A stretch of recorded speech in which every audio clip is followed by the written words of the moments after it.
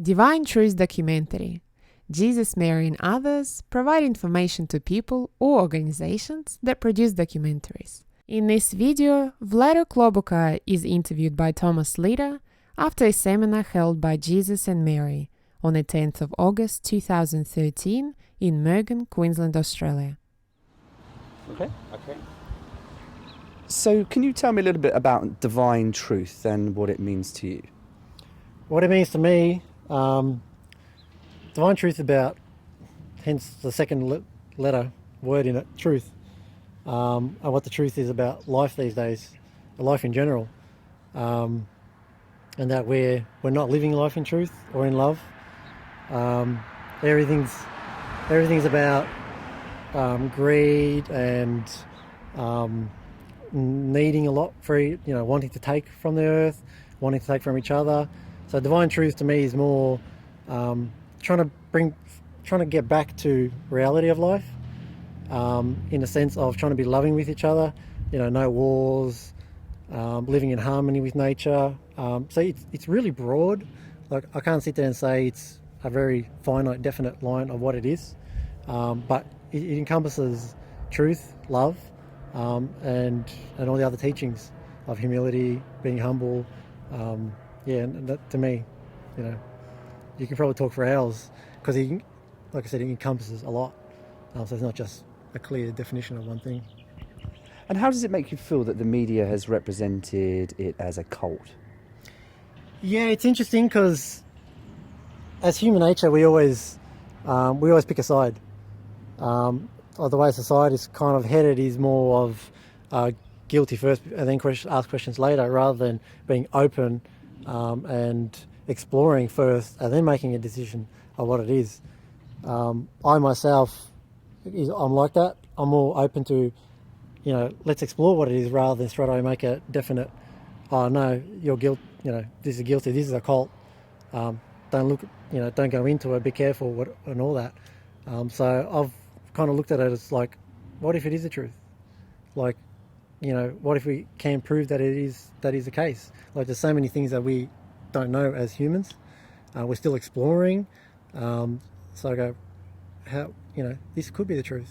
Well, let's explore it.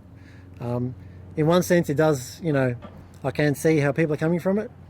Straight away saying, this is a cult because of what's happened in the past, of all the other religions, beliefs that humans have come up with. So I can see where it's coming from. It is painful sometimes, it is, like hearing that when people say that, but at the same time I understand where they're coming from. So I go, that's fair enough, like, you call it what you want, but it would be nice if you actually open up and just explore, and you might think a little bit differently. So what are your friends and family and the people closest to you, what do they think about you being part of divine truth? Mixture. I actually have a brother that's also believes in it, and then I also have family members that don't believe in it, and friends same, that don't believe in it, and some do. Some disagree with it, but that's that's like every population is the same. You'll get a certain percentage that will straight away disagree with you, and then others that will agree with you. You just hope that people are open up to say, that's fair enough, that's what you believe in, and still willing to be friends. Some aren't friends anymore, but you can't really do much about that. That's everybody has their own personal responsibility, personal beliefs, their own choices. So they choose to do whatever they want, and I choose to do what I want. Excellent. Sound all right? Sorry. Sounds okay. Yeah. Yep. Yeah. Okay. Let me think. Okay. So AJ claims that he is Jesus. Who is he to you? I still call him AJ Miller as a person that I know him now. Part of the divine truth is connecting to yourself with your feelings. So how do you know something is really true? Is it something physical that you see? Is it something that you feel? So you got to get to a point where you can actually feel that person is who that person really is. So at the moment, I can't sit there and say he's Jesus, because I really haven't felt that through him. I just know him as AJ, and I believe, and I listen to his teachings, and I agree with his teachings.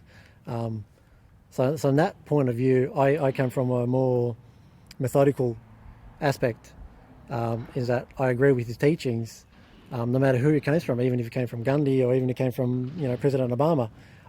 Those particular teachings I really agree with. So then, and because of that, I do question, like, how can somebody come up with that? Like, then you start questioning whether he's making it up or you say go down those paths. But when you listen to all the truth, and you really got to wonder, is like, he possibly could be who he says he is. As yet, I haven't really felt exactly who that is yet.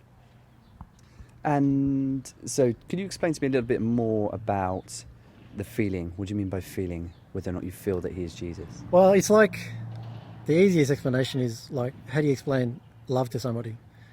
Like, if you have a partner, how do you explain it to somebody? You go, it's an emotion. So there isn't a feeling that you actually can connect to somebody and you actually feel who they are. A lot of people get those thoughts sometimes or about somebody, and then they get a phone call from that person.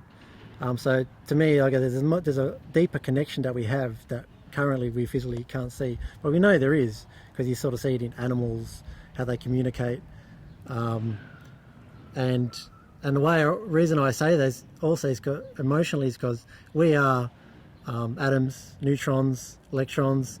So break us down into finite, what we really are, positive, negatives. So we are all connected in an energy point of view. So when you actually feel it, so when you look at emotion, in a physical body, what is actual emotion? It's just electrons, neutrons flying around, and we call it a feeling. Another sensation, like cutting yourself, you can feel it. You can also see, bleeding or whatever, but at the same time you can actually feel it. So to me, there's a connection between everybody. So you actually, when you know somebody, you might know their aspects, but you can also actually feel who they are. Sometimes it's a bit hard to try and explain to someone how to ride a bike.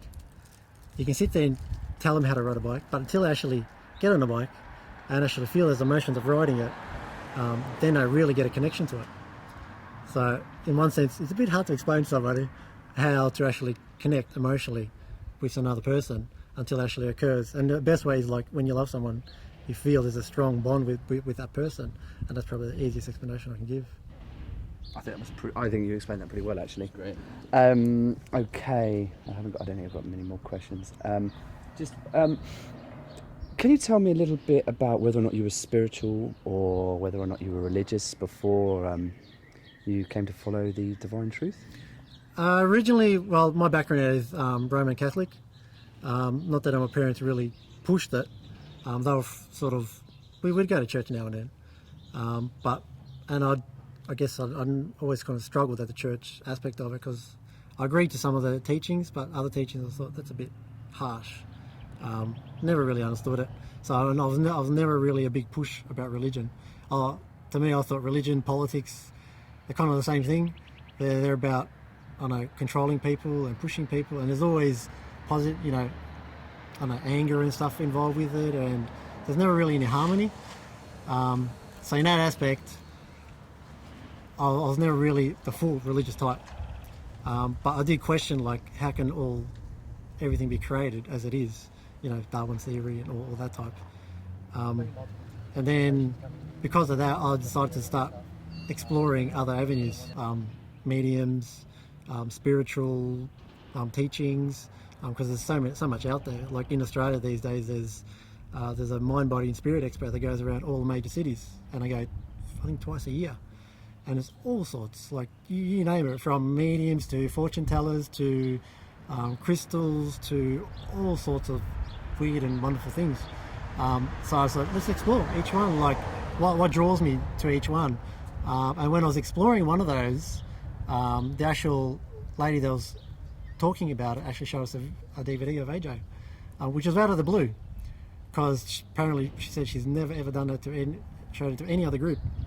I was like, oh, this is interesting. And then I sort of saw that and I was like, wow, this is quite amazing. And then just started watching more DVDs, and then here I am 4 or 5 years later. Perfect. Yep, got there. So why did you decide to move to Queensland? There were a few reasons. At the time, AJ was setting up a God's Way of Love organisation, which was all different groups. It was one was to do with nature, so that was called like the environment team, and then they had a development team, which was more about developing engineering and developing ideas and items to do more in harmony with nature. But at the same time, as well as doing all these little projects, like even with the environment team, was implementing more loving ways of growing food, of bringing back nature to where everything's been raped, overutilised, and bringing back nature the way it was, the way it was years and years ago. Because Australia was actually more of a tropical climate, and as you see now, it's really dry up here in Queensland. So I really want to be part of that organisation and to be part of these teams, because I felt it was more. I don't know, I really want to be part of it, because apart from being mundane life, Monday to Friday, working 9 to 5, I did a little bit more hours than that. I want to explore something more new, different, something that I enjoyed more. There was more of a desire rather than just do everyday, work. I thought, these guys have a positive attitude. They all believe in that, we should be living in harmony, and not to the point of like the hippie culture, which can be viewed that way, but more in a more loving way, and I want to be part of it. So okay, why not? I'm young. Why not travel around, come and explore it, and see how it goes? So yeah, I came up here and loving it so far. It's been challenging, getting used to the climate. It's a different aspect up here. It works different compared to it's down south in Victoria, but people have been different, more open, and yeah, really enjoying it. Because is this the Bible Belt of Australia? Is that what it's called? Apparently it is. The region apparently has multiple religions, all different faiths. I never knew before I even came up there until I heard that up here. So I was like, that's fair enough. It is what it is. Lovely. Okay, excellent.